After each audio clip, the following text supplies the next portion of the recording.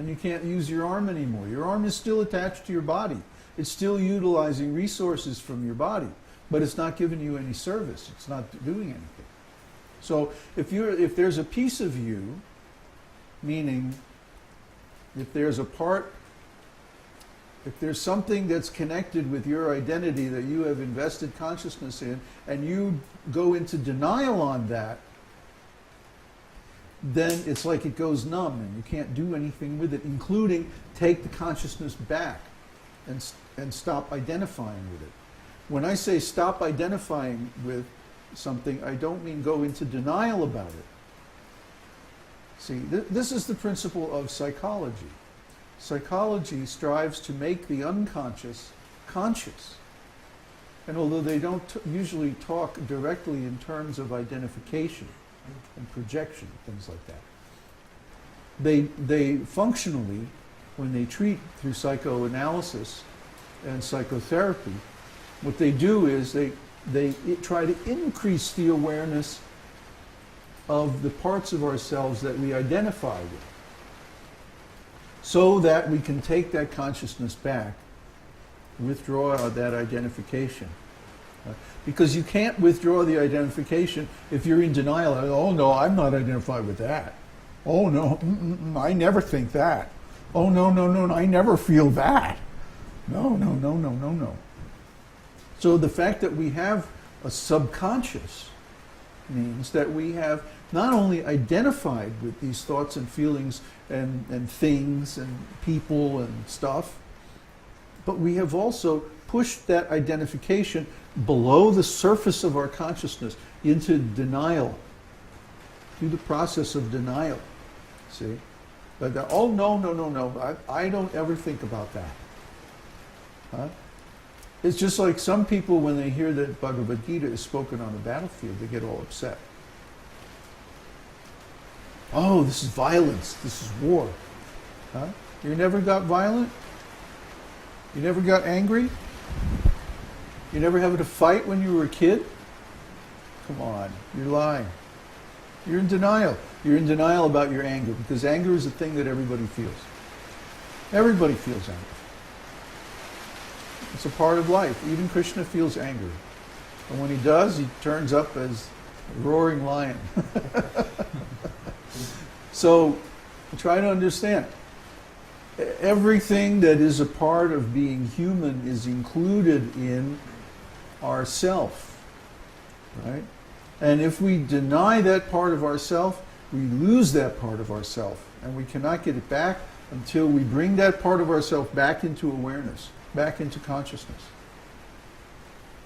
That's why one of the preliminary exercises or preliminary processes of spiritual life is like depth psychology, becoming really aware, really conscious of what it means to be human.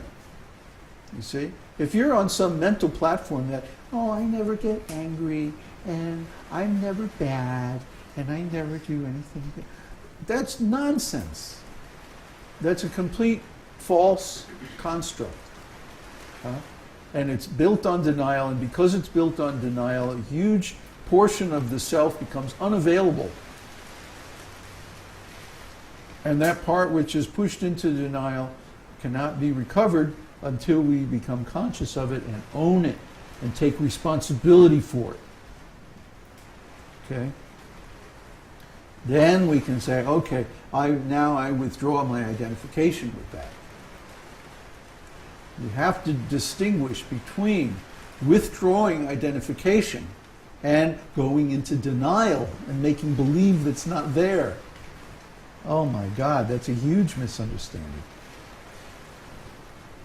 The question is that sometimes when I, suppose I'm getting angry or upset about something, and then I try and think of second chapter of Bhagavad-gītā, and I think this is actually not relevant to my actual situation, so it shouldn't affect me. So let me not worry about it. That's a nice theory. I'm angry. Gosh darn it, I'm angry. Oh well, actually, that is not relevant to my present situation. It says so in this book here. It's actually yeah, it says so right here in the book, page 327. Duh.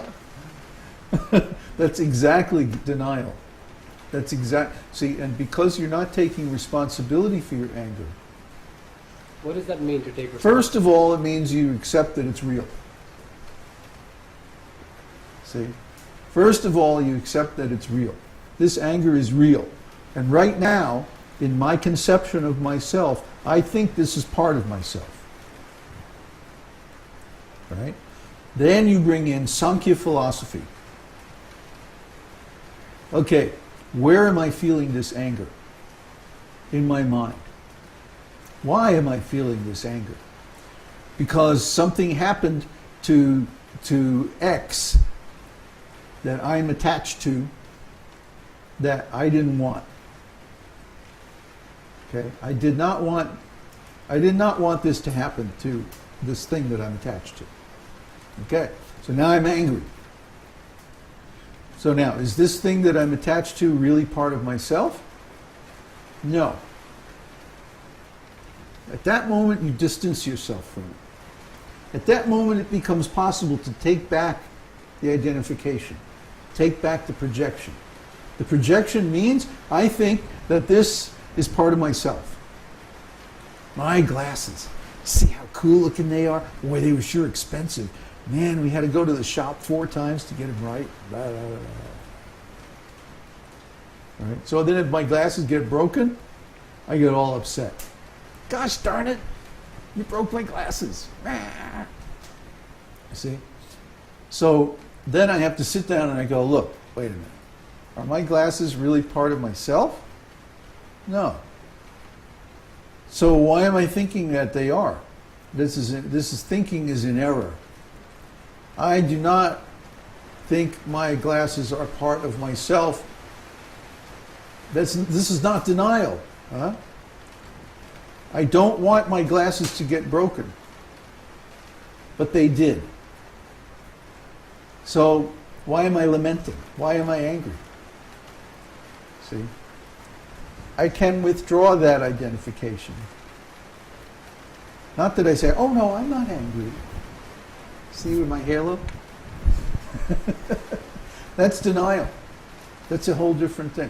We have to learn to distinguish between those different things, mechanisms, so that we can deal with our identifications and our projections effectively and recover the consciousness that's invested in them. That's the next stage after recognizing that this is a problem, or recognizing that it's going on.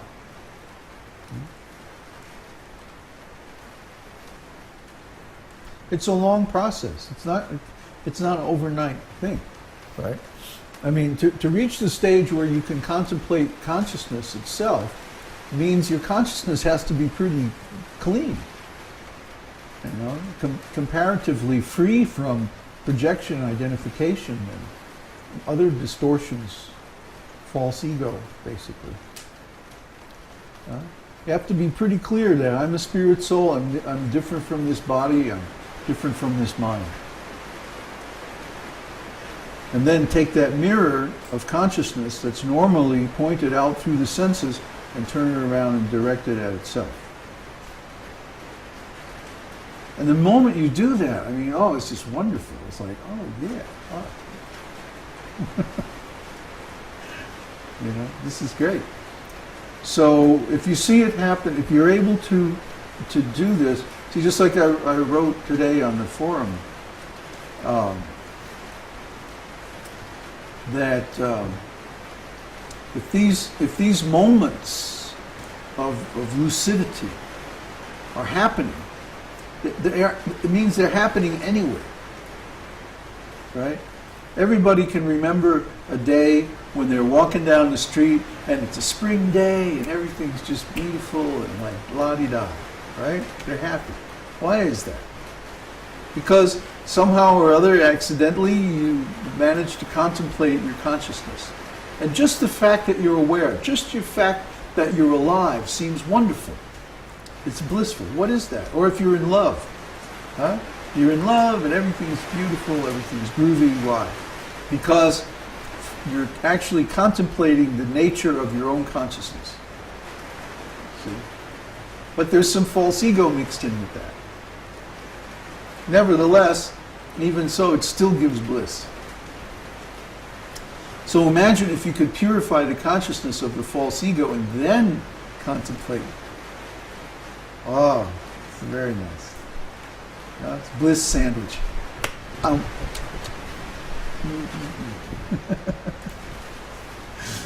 you can have it anytime you want. See? Just sit down and contemplate your consciousness. I mean, it's so cool. Anybody can do this anytime, and it's absolutely free. Can you understand why the corporate establishment might not want you to know about this? Then you don't need their products, you don't need their media, you don't need education, you don't need anything. Just sit down and contemplate your consciousness. And you're happy.